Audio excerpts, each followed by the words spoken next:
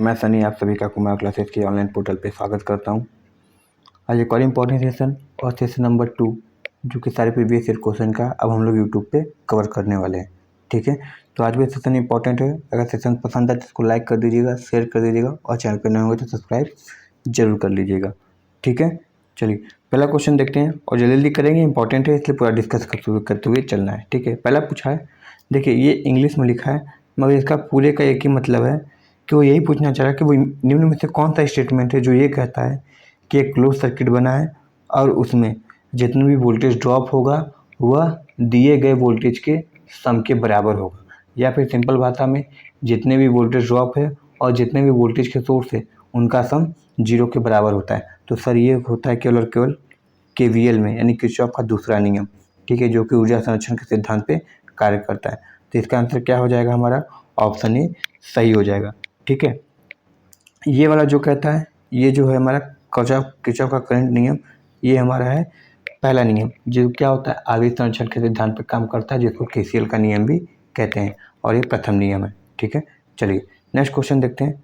पूछा क्या है कि फेज से फेज तक के वोल्टेज को क्या कहा जाता है। हमको पता है ट्रांसमिशन में सर 3 लाइन होती हैं, 3 फेज होती है और एक न्यूट्रल होता है। ये R है, Y है, B है, न्यूट्रल है, यही है। और वो यही पूछ रहा है कि 2 फेज से फेज तक यानी 2 फेजों के बीच में क्या कहलाता है। तो 2 फेज की बात करेंगे तो 2 फेजों के बीच में जो हमारी वोल्टेज कहलाती है वो कहलाती है लाइन वोल्टेज, और एक फेज और एक न्यूट्रल के बीच में जो वोल्टेज कहलाती है वो कहलाती है फेज वोल्टेज। सही है, तो इस हिसाब से देखेंगे तो हमारा सही आंसर क्या हो जाएगा, ऑप्शन 3 सही हो जाएगा। कि सर जी क्वेश्चन भी तो वही पूछा है कि फेज से फेज तक के वोल्टेज को क्या कहा जाता है, तो सर हम इसको लाइन वोल्टेज कहते हैं। ठीक है, आई होप समझ में आ गया होगा। आइए देखते हैं नेक्स्ट क्वेश्चन क्या बोल रहा है।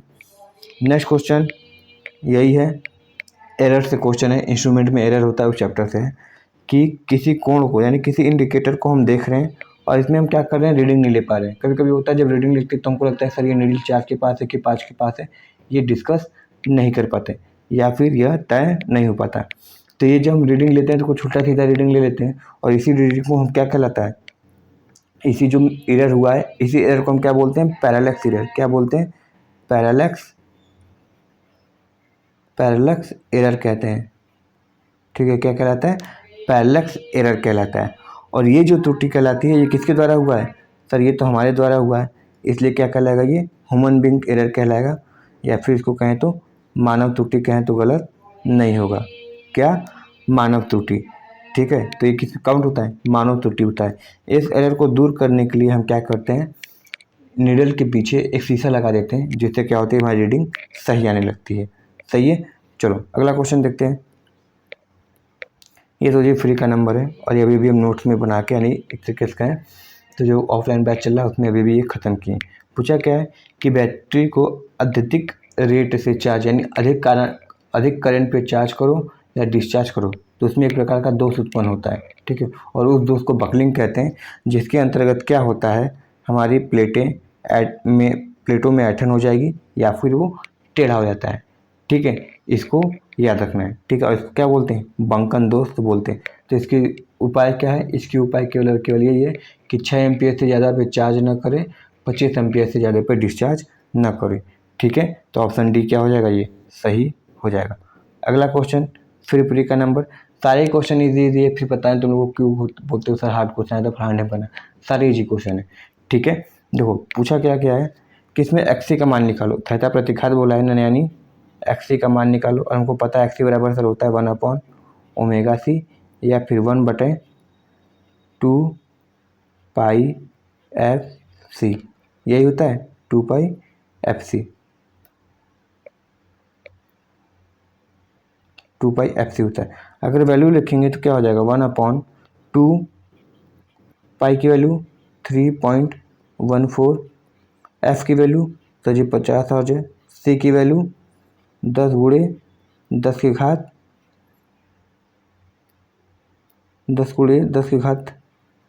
-6 है। क्यों है, क्योंकि सर माइक्रो दिया था इसलिए -6 लगाया। इसको सॉल्व करोगे तो तुमको जो आंसर प्राप्त होगा वो आंसर कोई और नहीं तुम्हारा ये होगा। ठीक है, यही आंसर हो जाएगा। और इसको दिखाते किस में है, ओम में है, किस में, ओम में दिखाते हैं। तो ये फार्मूला याद रखना बहुत ज़्यादा इंपॉर्टेंट है, ये वाला जो फार्मूला है, ठीक है, बहुत ज़्यादा इंपॉर्टेंट हो जाता है। और आंसर क्या हो जाएगा हमारा, ए सही हो जाएगा। सही है। देखो चलो अगला क्वेश्चन देखते हैं, क्या पूछा है। वह पदार्थ यानी वो मटेरियल कौन सा है जिसमें संयोजी इलेक्ट्रॉन यानी वैलेंसी इलेक्ट्रॉन जो होता है वो इलेक्ट्रॉन पूरे पदार्थ में विचरण करता है। यानी वैलेंसी इलेक्ट्रॉन है और पूरे पदार्थ में घूम रहा है, तो घूमता कौन है सर, जो फ्री इलेक्ट्रॉन होगी। जिस पदार्थ फ्री इलेक्ट्रॉन की संख्या अधिक होगी वही क्या करेगा, इधर से उधर विचरण करता रहेगा। तो इनडायरेक्टली देखो ये पूछ लिया, तो फ्री में विचरण कौन करता है, संयोजित तत्व। तो सर कोई और नहीं, बस हमारा चालक ही ऐसा है जो क्या कर सकता है, अनुमति दे सकता है कि अच्छा तुम लोग घूमो, कोई दिक्कत नहीं है। ठीक है, चालक बोल लो, कंडक्टर बोल लो या कुछ भी बोल लो, चालक बोल लो, कंडक्टर बोल लो, सुचालक बोल लो, चालक बोल लो, सब वही कहानी है। ठीक है, और चालक में ही क्या होते हैं, हमारे फ्री इलेक्ट्रॉन आसानी से प्रवाह हो सकते हैं और धारक को आसानी से प्रवाह भी करा सकते हैं चालक। ठीक है, इसलिए 31 का ए सही हो जाएगा। नेक्स्ट क्वेश्चन, ये तो नाम से ही क्लियर है जी। उन घटकों को क्या कहा जाता है जिनका उपयोग परिपथ में प्रतिरोध उत्पन्न करता है। तो जो प्रतिरोध उत्पन्न कर रहे हैं तो उसको प्रतिरोधी कहेंगे ना, प्रतिरोध उत्पन्न करने वाले को प्रतिरोधक। ठीक है, आतंक फैलाने वाले को आतंकी, वही कहानी यहाँ पर है। प्रतिरोध कौन उत्पन्न करता है, तो प्रतिरोध करता है जो इंडक्टर है हमारे और जो कैपेसिटर। इंडक्टर और कैपेसिटर हमेशा पावर क्षय नहीं कराते। ठीक है, पावर क्षय कौन कराता है, प्रतिरोध। इसलिए यहाँ पे ऑप्शन क्या हो जाएगा, क्योंकि विरोध भी प्रतिरोधी उत्पन्न करता है, इसलिए हमारा ऑप्शन बी क्या हो जाएगा, सही हो जाएगा, प्रतिरोध। ठीक है, अगला देखो, वोल्ट मीटर है sir, moving coil volt meter है। तो पहली बात तो मूविंग कॉइल जो भी होता है किस पे काम करता है, डीसी पे काम करता है। ठीक है, वोल्ट मीटर की रेंज बढ़ाने के लिए सर हम एक चीज़ लिखते हैं जिसको क्या बोलते हैं, मल्टीप्लायर। क्या बोलते हैं, मल्टीप्लायर। ये क्या होता है सर, ये सर होता कुछ नहीं है, बस होता है क्या है, सीरीज में हाई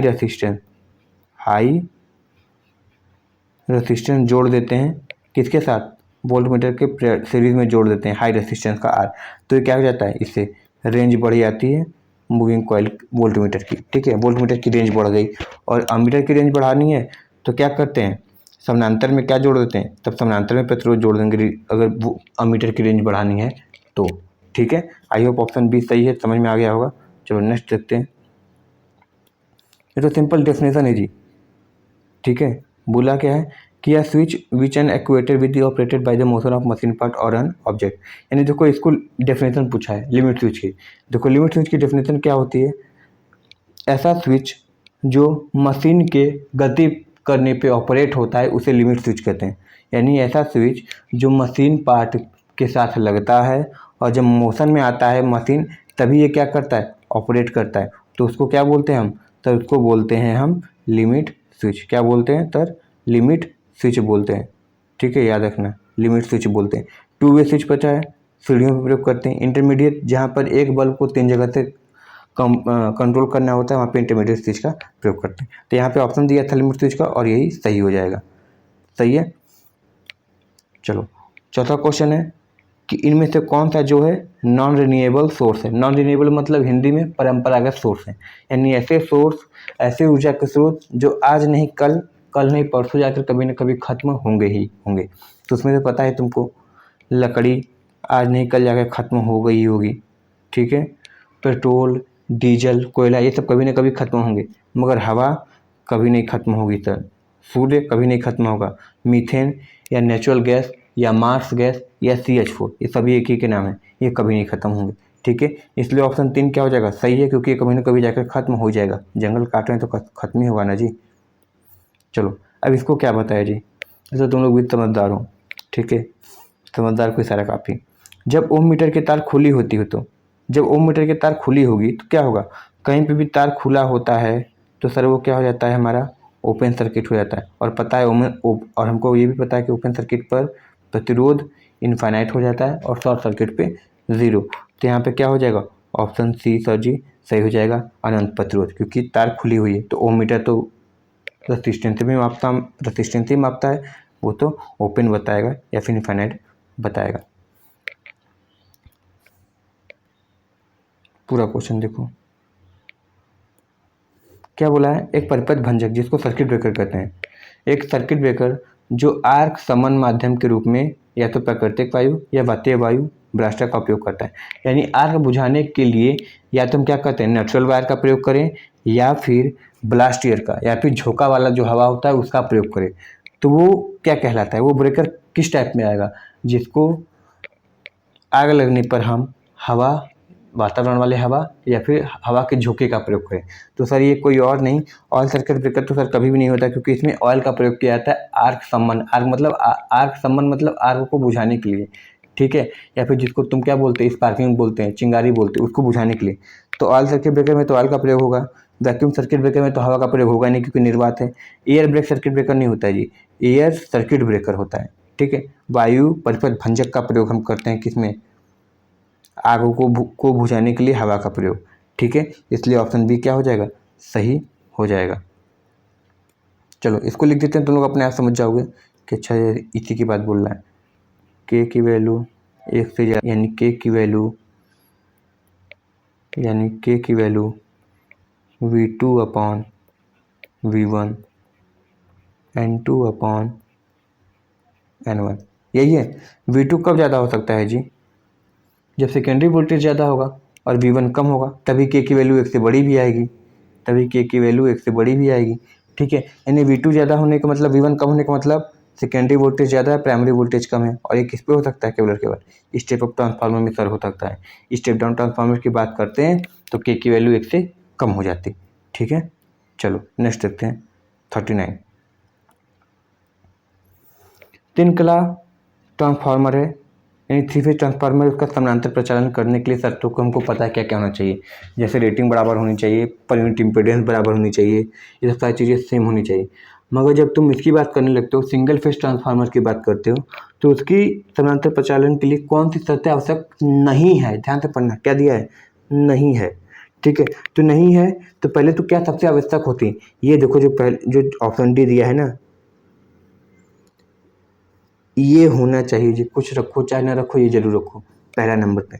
दूसरे नंबर की बात करेंगे तो पर यूनिट इम्पीडेंस भी होनी चाहिए, ठीक है। फिर समान वोल्टता अनुपात होना चाहिए तीसरे नंबर पे, पहले पे ये, दूसरे पे ये, तीसरे पे ये, ठीक है। चौथा, ये देखो ये भी है तो सही है, मगर नहीं भी है तो चल जाएगा, ठीक है। एकदम आवश्यक शर्त नहीं है, हो रहा है चलो होने दो, अच्छी बात है, नहीं होगा तब भी काम चल जाएगा। इसलिए क्या हो जाएगा, ये वाला सही ऑप्शन हो जाएगा, यही वाला सही ऑप्शन होगा ना, चलेगा रहेगा तब भी सही, नहीं रहेगा तब भी सही है। चलो ये वाला ऑप्शन, ठीक है। समान कला अनुक्रम नहीं है तब भी चल जाएगा, सही है ना। चलो अगला क्वेश्चन देखो, ये तो फ्री का क्वेश्चन है।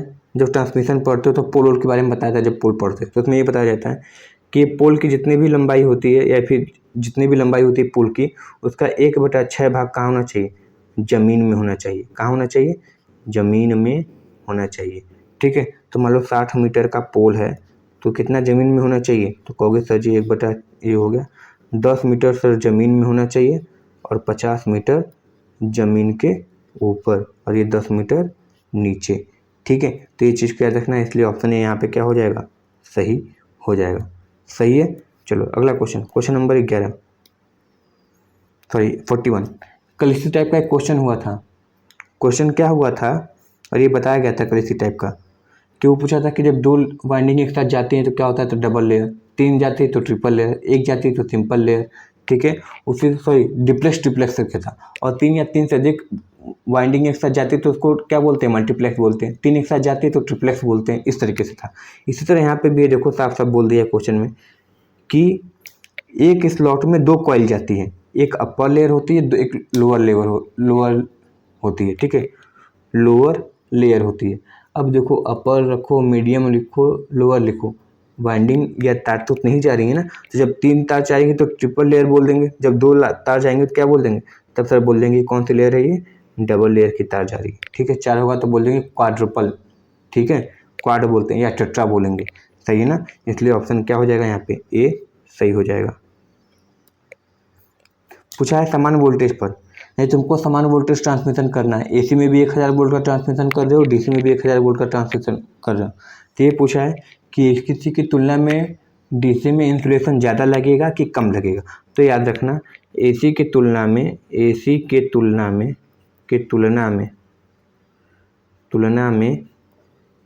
डीसी में याद रखना डीसी में क्या होता है, इंसुलेशन कम आवश्यकता होती है, इंसुलेशन कम आवश्यकता होती है। किसमें, डीसी में इंसुलेशन कम आवश्यक होती है, ठीक है, याद रखना कम आवश्यक होती है डीसी में। एसी में क्योंकि डीसी में जानते हो लॉसेस कम होती है, डीसी में लॉसेस कम होती है, कोरोना फोरोना फैंटी थोड़ी कम रहती है, ना के बराबर होता है, इसलिए इंसुलेटर की भी कम आवश्यकता होती है। तो इस हिसाब से देखें तो क्या हो जाएगा हमारा ऑप्शन डी सही हो जाएगा। बहुत कम इंसुलेटर की आवश्यकता होती है जी, ठीक है, सही है, तो ऑप्शन डी क्या हो जाएगा, सही हो जाएगा। अगला क्वेश्चन देखो, साफ साफ दिया है कि इंडिकेटिंग लैंप एक लैंप जो विभिन्न संकेतों को संकेतित करता है, जो कि ये भी निर्धारित करता है कि आपूर्ति की सप्लाई आ रही है नहीं आ रही है, मोटर चालू है कि बंद है, जैसे स्टार्टर में, ठीक है, तो उसको क्या कहते हैं, तो उसको इंडिकेटिंग कहेंगे। वो भी तो इंडिकेट करा ना, जैसे बोर्ड में लगा होता है तो देख के बता देते हैं लाइट है कि नहीं है, लाइट चलेगी कि नहीं है। स्विच बोर्ड के पास भी होता है या डिस्ट्रीब्यूशन बोर्ड के पास, तो पता कर लेते हैं अच्छा लाइट है कि नहीं है, एक बल्ब लगा होता है वहाँ पे, ठीक है, जिसको नाइट बल्ब कहते हो।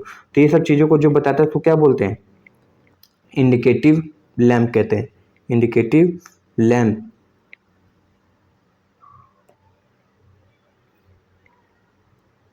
इंडिकेटिव लैंप कहते हैं, इनकैंडेसेंट लैंप नहीं।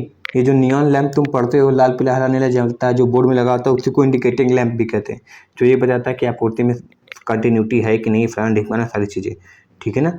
चलो अगला क्वेश्चन देखो, ये तो नाम से ही क्लियर है, ऑप्शन दिख रहा होगा, और सॉरी डायग्राम दिख रहा होगा।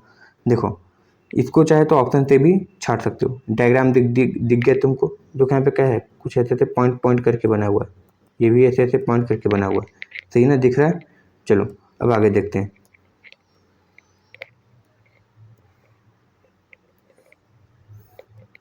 डायग्राम देख के तो नहीं लगता है कि ये क्या है, ट्रांसफार्मर है।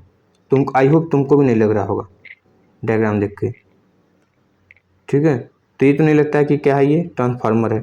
तो ट्रांसफार्मर तो कंट्रोल ट्रांसफार्मर तो पक्का नहीं है, रेक्टिफायर तो ये भी नहीं लग रहा है, रेक्टिफायर भी नहीं लग रहा है, ठीक है।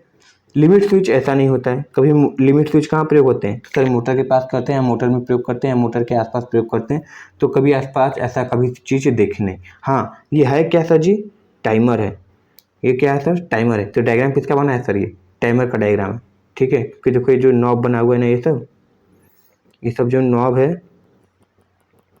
ये सब जो नॉब है, ये सब किसका नॉब है, टाइमर का नॉब है। किसका, टाइमर, टाइमिंग सेट कर दोगे, उसके बाद कोई फॉल्ट रहे चाहे ना हो रहे, सर्किट अपने आप क्या हो जाएगी, पिन हो जाएगी, सही है। चलो आगे बढ़ते हैं, नेक्स्ट क्वेश्चन। सबसे छोटा सौर सेल किस उपकरण में प्रयोग किया जाता है, तो छोटा सौर सेल है, तो छोटे सौर सेल से तुम क्या करोगे,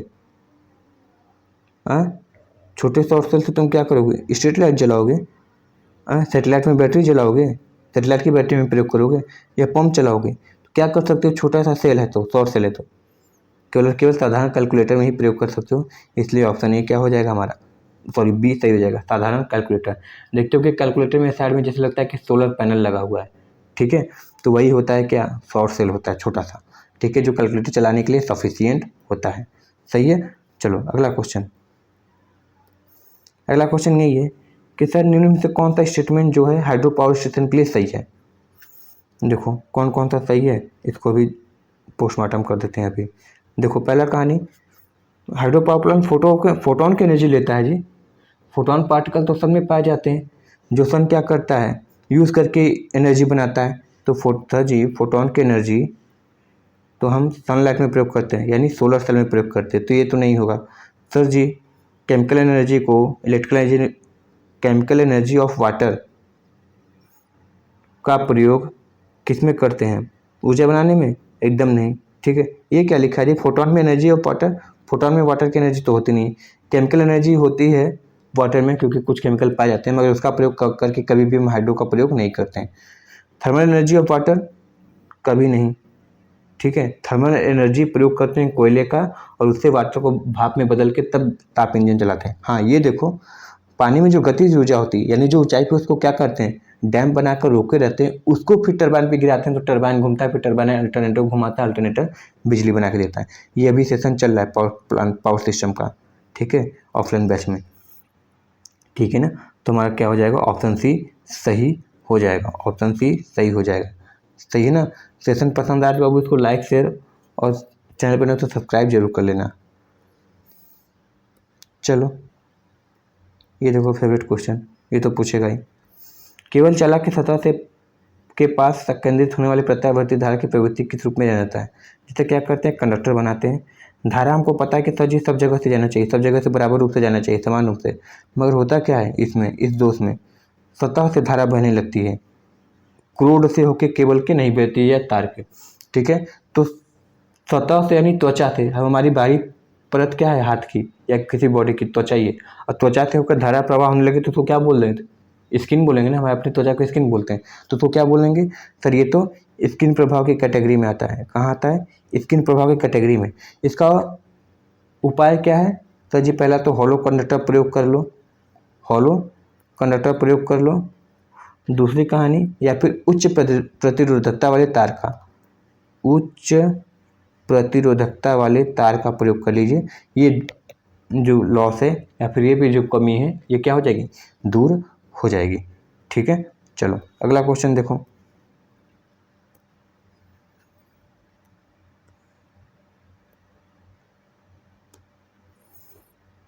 इनमें से कौन सा ऐसा डिवाइस है, यानी ऐसी कौन सी युक्ति है जो हमें शॉर्ट सर्किट और ओवरलोड से बचाती है।